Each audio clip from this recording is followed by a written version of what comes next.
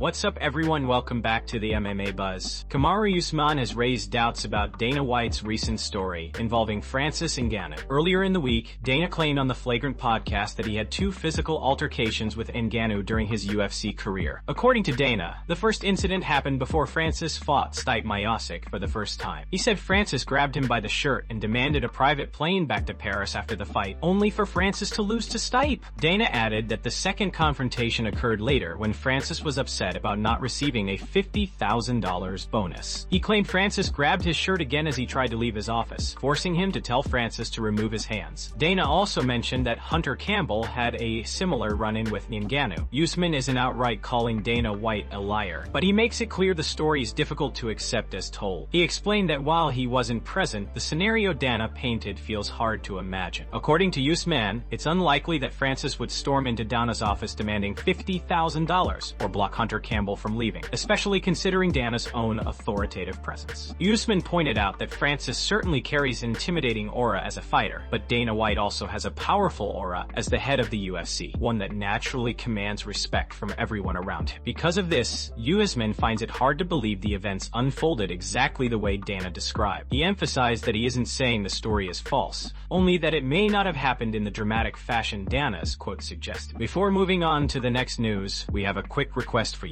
We're always working to improve our content and truly value your support. If you could take a moment to leave a like on this video, subscribe to the channel, and hit the bell icon, it would mean a lot to us. That way, you'll never miss an update. Move on to another news. Arman Tsarukyan has expressed strong interest in facing off with Ilia Topuria if things go his way this weekend. Topuria will be in attendance at UFC Qatar, where his brother Alexandre is scheduled to fight Beksat Alakhan.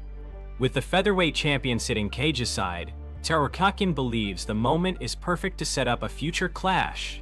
When asked whether he plans to bring Topuria into the octagon for a face-off, Tsarukyan said that the opportunity depends on his performance. If he secures a decisive finish against Dan Hooker, he intends to call Topuria out and invite him into the cage for a stare-down. According to Arman, a strong win is the key to making that moment happen.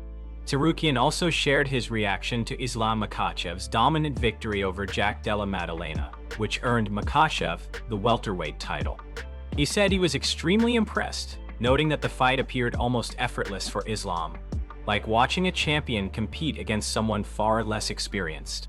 Tsarukyan expected JDM to offer more resistance, but believes Islam demonstrated once again that he operates on a completely different level. He went on to say that Makhachev is currently better than everyone in the sport and deserves recognition as a true pound-for-pound great. Moving up to 170 pounds, Arman believes Islam will be very difficult for anyone in the division to beat.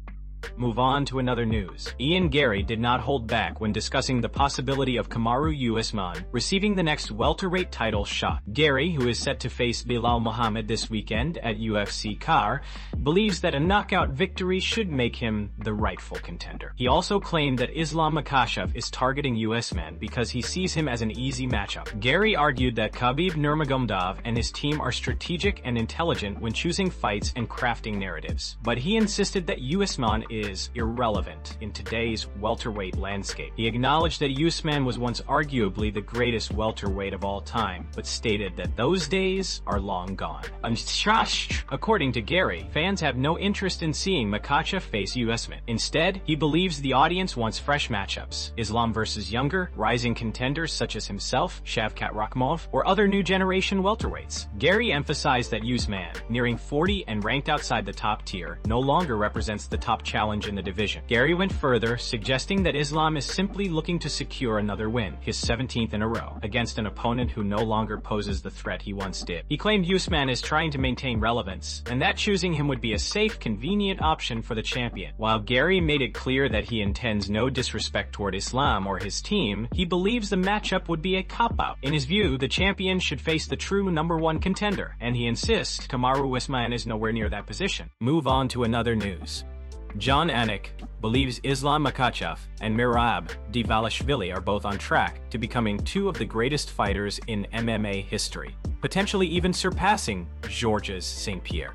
Anik emphasized that many fans seem to forget just how dominant Islam has been and how much he has accomplished while dealing with the challenges of cutting to 155 pounds.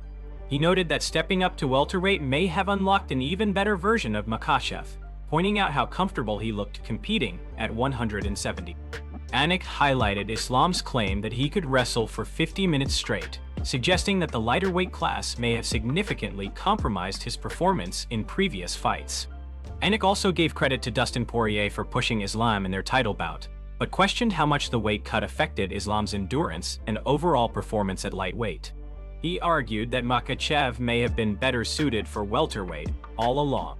Turning to Merab Dvalishvili, Anik praised his incredible pace, relentless pressure, and historic win streak, stating that Merab is very much on a trajectory to unseat GSP as the greatest male MMA athlete of all time.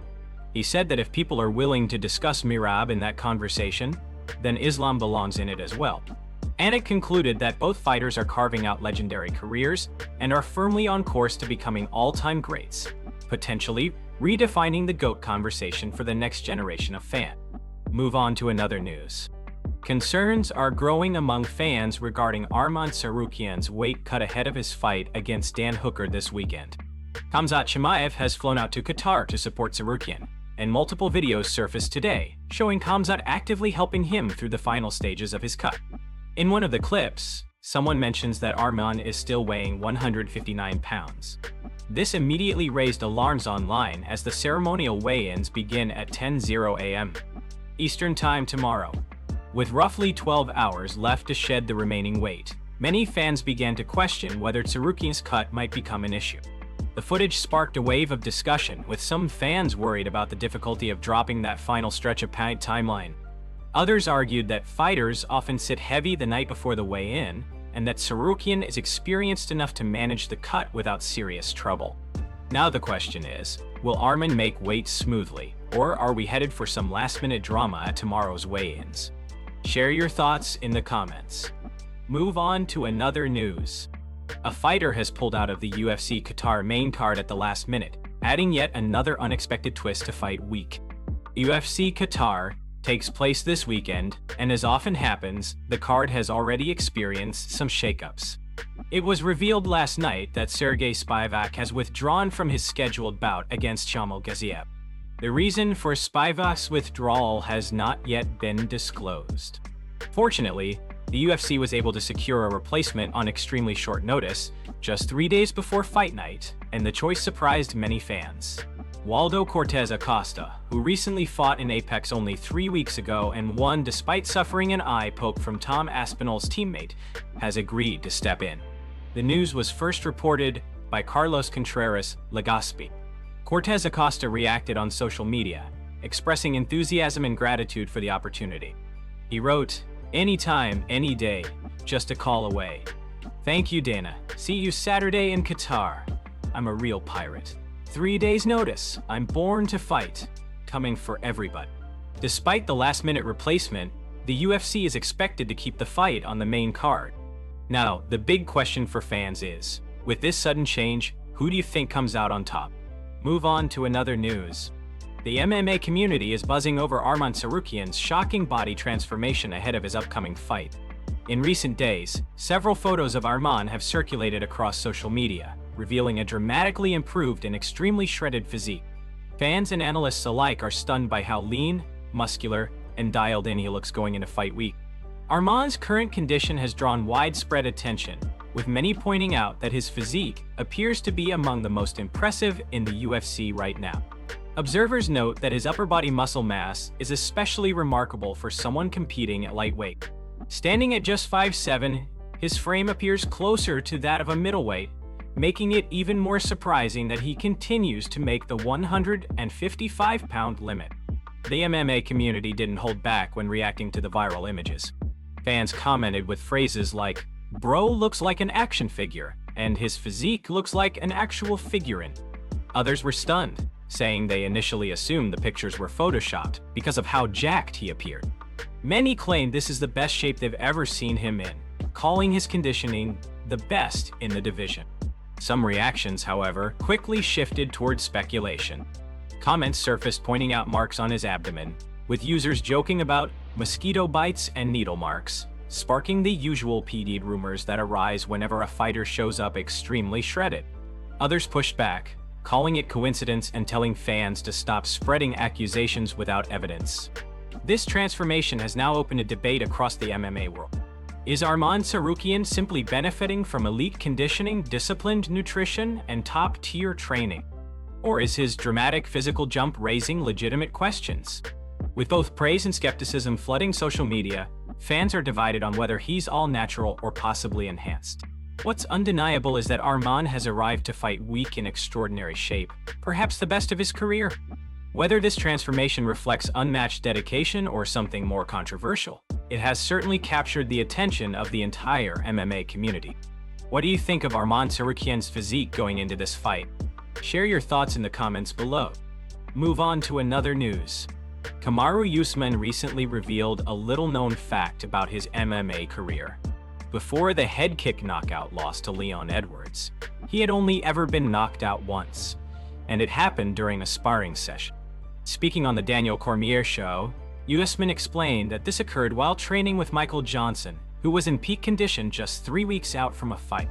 Usman described the session as intense, noting that Johnson went a full 5 minutes with him and delivered powerful combinations that eventually sat him down. "Michael put it on me," Usman said. "He made me fall back, landing on my arm. I still have the video to this day, and Rashad Evans has it in the archives." He reflected on Johnson's speed and power, emphasizing that despite his lean frame, Johnson could generate incredible force and precision.